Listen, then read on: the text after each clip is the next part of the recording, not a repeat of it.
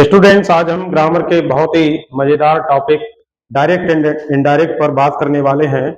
इससे पिछले वीडियो में मैंने डायरेक्ट इनडायरेक्ट का जो असर्टिव सेंटेंसेस है, असर्टिव सेंटेंसेस को किस तरीके से डायरेक्ट से इनडायरेक्ट में चेंज करते हैं वो मैंने नियम बता दिए थे और उन्हें मैंने करना भी बता दिया था। आज हम इंटेरोगेटिव सेंटेंसेस के जो डायरेक्ट हैं उन्हें इनडायरेक्ट में चेंज करना हम बताएंगे। तो सबसे पहले फ्रेंड्स समझ लेते हैं कि इंटेरोगेटिव सेंटेंसेस क्या होते हैं। इंटेरोगेटिव सेंटेंसेस ये जो है प्रश्नवाचक वाक्य होते हैं।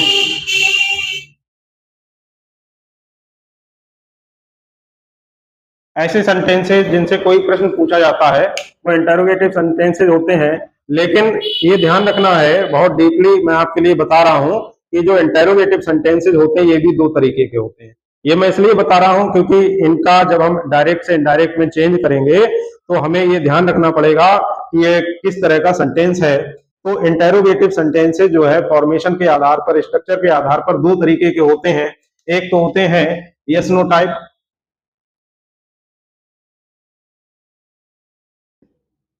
यस नो टाइप वे इंटरोगेटिव सेंटेंसेस होते हैं जिनका आंसर हम केवल यस या नो में दे सकते हैं। हिंदी में अगर कहें तो हाँ या ना में इनका उत्तर दिया जा सकता है। जैसे मान लीजिए हम कहें कि do you want to read,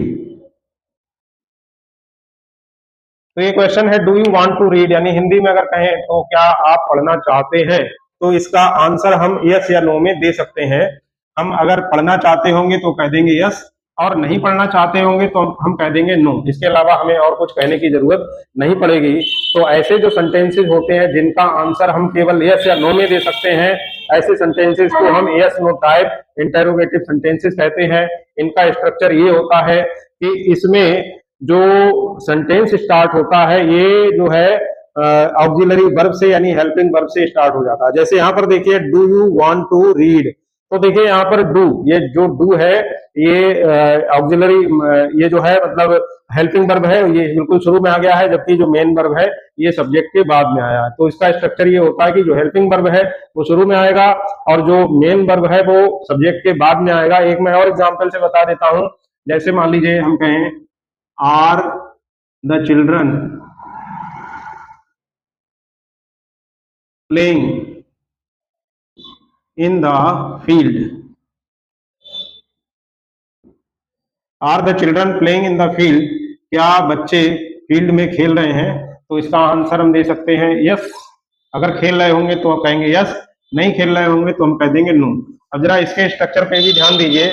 इसके स्ट्रक्चर में भी देखिए सबसे पहले आर आ गया, सबसे पहले आर आ गया, फिर ये सब्जेक्ट आया है और ये जो वर्ब है ये सब्जेक्ट के बाद में आया है। तो इस तरीके से जो yes no type interrogative sentences होते हैं इनमें हेल्पिंग वर्ब जो है बिल्कुल शुरू में आ जाता है।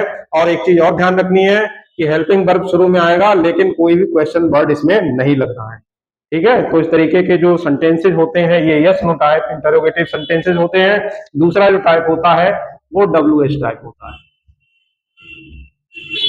अब इसे WH क्यों बोलते हैं? इसे WH इसलिए बोलते हैं क्योंकि इसमें जो इंग्लिश क्वेश्चन वर्ड होते हैं, तो जितने भी इंग्लिश क्वेश्चन वर्ड होते हैं वो सारे के सारे WH से स्टार्ट होते हैं, यानी WH उसमें इस्तेमाल होता है। और वो जो शब्द है, जो क्वेश्चन वर्ड है वो बिल्कुल शुरू में आ जाता है। और इसका आंसर देते समय हमें यस या नो में हम इसका आंसर नहीं दे सकते, बल्कि हमें कुछ और कहना पड़ता है। इसका पूरा, इसके आंसर में, इसके रिप्लाई में पूरा सेंटेंस बोलना पड़ता है। जैसे मान लीजिए where are you going today, इसका अगर हिंदी अर्थ कहें तो बोलेंगे where are you going today, आज आप कहां जा रहे हो। तो इसका जब आंसर देंगे तो हम यस या नो नहीं कह सकते। इसके आंसर में अगर हम यस या नो कहेंगे तो ये गलत हो जाएगा, क्योंकि इसके आंसर में यस या नो नहीं कह सकते। आज आप कहां जा रहे हो, हाँ ना, इसका कोई मतलब नहीं हुआ। इसके आंसर में हमें कुछ ना कुछ और कहना पड़ेगा। जैसे मैं आज दिल्ली जा रहा हूं, ठीक है, I am going to Delhi today, I am going to Delhi today, मैं आज दिल्ली जा रहा हूं। तो इस तरीके से हमें पूरा सेंटेंस बोलना पड़ रहा है। तो इसमें यस या नो नो से काम नहीं चल रहा है।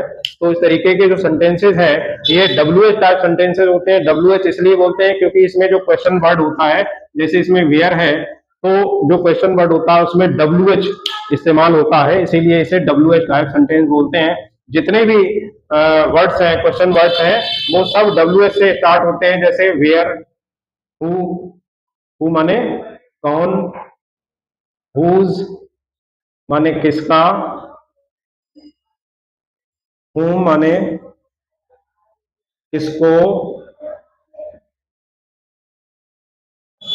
वेयर माने कहाँ, when माने कब, what माने क्या, why माने क्यों, HOW हाउ माने कैसे, हाउ मच माने कितना, हाउ मेनी कितने।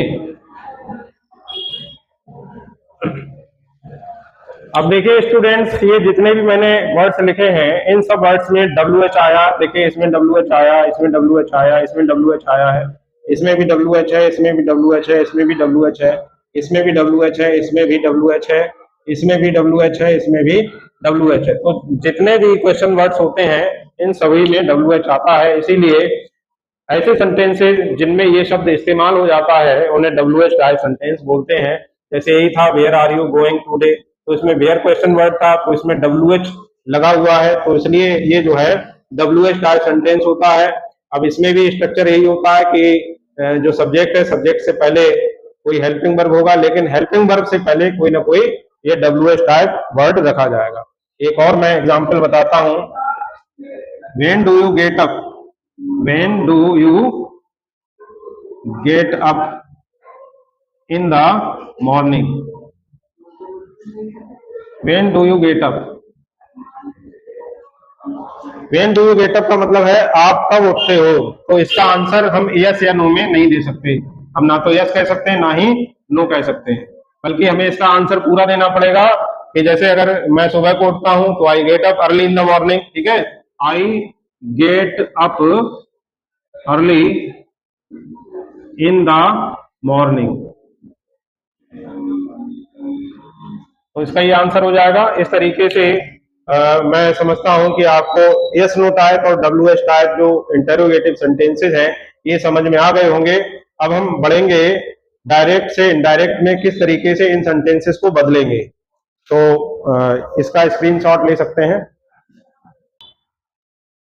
स्टूडेंट्स। अब हम सबसे पहले यस नो टाइप के जो सेंटेंसेस हैं उन्हें डायरेक्ट से इनडायरेक्ट में चेंज करना सीखेंगे। तो उससे पहले आप इनके कुछ नियम है वो आप जान लीजिए। जैसे जो पहला रूल है, से या सेज को आस्क या आस्क में चेंज कर देते हैं, यानी जो रिपोर्टिंग वर्ब है, रिपोर्टिंग वर्ब में से या सेज अगर आएगा तो उसके लिए हम आस्क या आस्क में चेंज, क्योंकि आस्क माने होता है पूछना, तो इसमें जो क्वेश्चन होगा अंदर तो वो पूछा ही जाएगा। इसके बाद में सेड या सेड टू को आस्क या इसमें आस्क में चेंज कर देते हैं, ये पास्ट टेंस हो गया।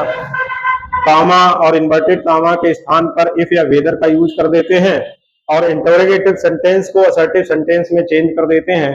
इसके लिए अब मैं करके बताता हूं विद एन एग्जांपल, आपको बेहतर समझ में आ जाएगा। जैसे मान लीजिए कोई सेंटेंस लिखा है, my father said to me, said to me are you not going to school today. देखिए ये जो रूल्स जो मैंने ऊपर लिखे हैं ये तो इसमें लगेंगे, लेकिन इसके अलावा इससे पहले जो जितने भी रूल्स हैं वो सारे के सारे रूल्स फॉलो करने हैं। वहां पे हम बिल्कुल बच नहीं सकते उन रूल्स से, तो वो रूल्स तो सभी लगेंगे ही लगेंगे, और ये कुछ एडिशनल रूल है, ये रूल अलग से लगेंगे। तो देखिए my father said to me, ये रिपोर्टिंग वर्ब हो गया इतना, और ये रिपोर्टेड स्पीच हो गई। अब रिपोर्टिंग वर्ब में मैंने बताया कि अगर सेड टू है तो सेड टू को आस्क में चेंज कर देंगे, क्योंकि अंदर question are you not going to school today, क्या आज तुम स्कूल नहीं जा रहे हो, तो ये क्वेश्चन है, क्वेश्चन मार्क लग गया। अब देखिए इसे चेंज कैसे करेंगे, माई फादर अब ये सेट टू है, सेट टू को आस्क में चेंज कर देंगे और फिर आगे मी रहेगा। अब ये कामा और इन्वर्टेड कामा ये हट जाएगा, इसकी जगह पे हम इफ या वेदर का यूज कर देंगे, तो इफ। अब ये आर ये हट जाएगा। अब ये यू, यू सेकेंड पर्सन है, तो पर्सन्स का के चेंज का जो रूल मैंने बताया है, तो वो सारे के सारे रूल यहाँ पे फॉलो होंगे। तो यू सेकेंड पर्सन है, मैंने बताया था कि सेकेंड पर्सन जो है ऑब्जेक्ट के अनुसार चेंज हो जाएगा, तो ये यू सेकेंड पर्सन है, ये ऑब्जेक्ट ये क्या है इसका मी, तो ये ऑब्जेक्ट मी जो है इसके अकॉर्डिंग चेंज हो जाएगा। अब यू कहाँ पे आया, ये सब्जेक्ट की जगह पे आया, तो मी का जो सब्जेक्ट है वो क्या हो जाएगा आई, तो आई। इफ आई के साथ आएगा बाज, इफ आई बाज नॉट गोइंग टू स्कूल। ये देखिए यहाँ पर एक बात और है कि यहाँ पे यू से पहले आर था, यानी यू से पहले हेल्पिंग वर्ब था, जबकि मैंने यहाँ पे आई के बाद में बाज रखा है। ये चौथे नियम को फॉलो कर रहा है। चौथा नियम क्या है कि इंटरोगेटिव सेंटेंस को असर्टिव सेंटेंस में चेंज करना है, तो इसलिए मैंने आई के बाद में बाज लिखा है, क्योंकि आप जानते हैं असर्टिव सेंटेंस में सब्जेक्ट के बाद में हेल्पिंग वर्ब आता है, जबकि इंटरोगेटिव में सब्जेक्ट से पहले हेल्पिंग वर्ब आ जाता है, तो इसलिए आई के बाद बाज मैंने प्रयोग किया है, जिससे कि ये असर्टिव सेंटेंस बन जाए। अगर हमें इसे इंटरोगेटिव बनाना होता तो हम बाज पहले लिख देते, आई बाद में लिखते, लेकिन चूंकि हमें इसे असर्टिव बनाना है, तो इसलिए आई पहले लिखेंगे, बाज बाद में लिखेंगे। तो I was not going to school. अब टुडे को किस में चेंज कर देते हैं, टुडे को दैट डे में चेंज कर देते हैं। एक और एग्जांपल समझ लीजिए, जैसे मान लीजिए है the teacher said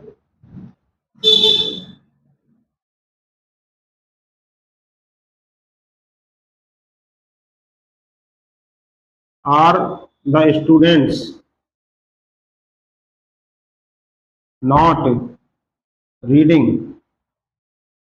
their books.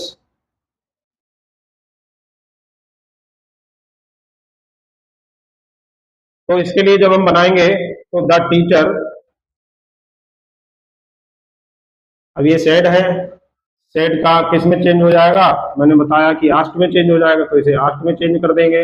अब ये कॉमा इन्वर्टेड कॉमा हट जाएगा, इसकी जगह पे इफ या वेदर का यूज कर देंगे, हमने यहाँ पे इफ लगा दिया है।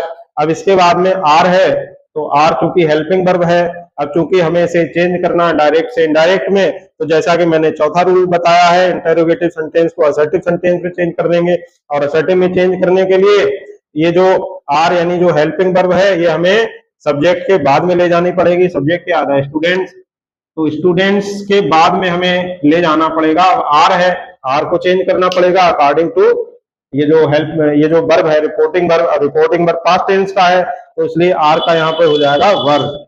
If the students were not reading,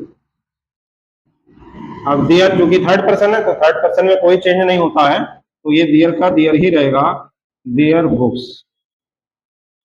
students, मैं आपके लिए एक सेंटेंस दे रहा हूं, वो सेंटेंस आपको बनाना है। जैसे मैं लिख रहा हूं, my brother said to me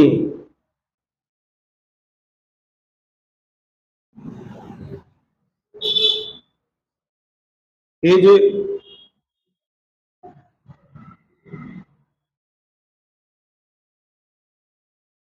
your teacher, will your teacher not teach you today। इसका आपको बना के दिखाना है और कमेंट में लिख के भेजना है। इसके बाद में हम आपको बताएंगे, यस नो टाइप है, यस नो टाइप तो मैंने बता दिया है, उम्मीद करते हैं कि आपको ये समझ में आ गया होगा। अब इसके बाद हम बताएंगे WH टाइप। तो स्टूडेंट्स, अब हम WH टाइप के जो सेंटेंसेज हैं उन्हें चेंज करना बताएंगे। उससे पहले इसके रूल समझ लीजिए। इसके रूल्स भी लगभग वैसे ही हैं, बहुत माइन्यूट चेंज है। से या सेज को आस्क या आस्क में बदल देते हैं, ये काम हम यस नो टाइप वाले में भी करते हैं। सेड या सेड टू को आस्क में चेंज कर देते हैं, ये भी बिल्कुल वही सेम रूल है। तीसरा जो रूल है ये चेंज है, कामा इन्वर्टेड कामा को हटा देते हैं, और इन्हें हटाने पर जैसे यस नो टाइप में हम इफ या वेदर का यूज करते थे, इसमें इफ या वेदर का यूज नहीं करना है। बल्कि जो WH टाइप शब्द इस्तेमाल किया गया है, WH टाइप वाले शब्द को ही अपनी ही जगह पर रखे रहने देना है, जो कि कनेक्टिंग वर्ड का काम करेगा। इंटरोगेटिव सेंटेंस को असर्टिव सेंटेंस में चेंज कर देते हैं, ये रूल भी बिल्कुल सेम रहेगा। इसका भी मैं एग्जांपल लिख के बता देता हूं। जैसे मान लीजिए है, they said to the teacher,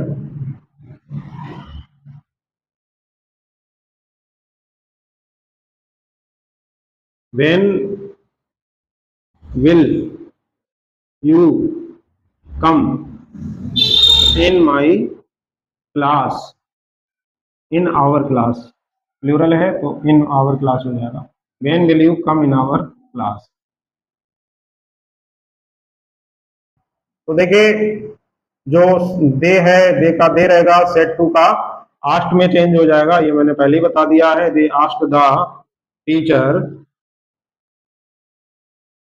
अब ये कामा और इन्वर्टेड कामा हट जाएगा, जैसा कि यस नो टाइप में कामा और इन्वर्टेड कामा को हटा के हमने यस इफ या वेदर का यूज किया था। इसमें वो कुछ भी नहीं करना है, हमें केवल कामा इन्वर्टेड कामा को हटाना है।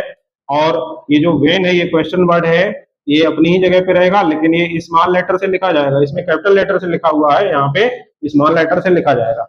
और वेन, अब इसके बाद में जैसा कि मैंने बताया है कि इंटरोगेटिव सेंटेंस को असर्टिव सेंटेंस में चेंज कर देना है, तो यहाँ पे यू से पहले बिल आया, यू सब्जेक्ट है, सब्जेक्ट से पहले बिल आया है। अब यहाँ पे ये जो बिल है, बिल का जो भी चेंज होके आएगा, लेकिन वो सब्जेक्ट के बाद में आएगा, तो सब्जेक्ट है यू।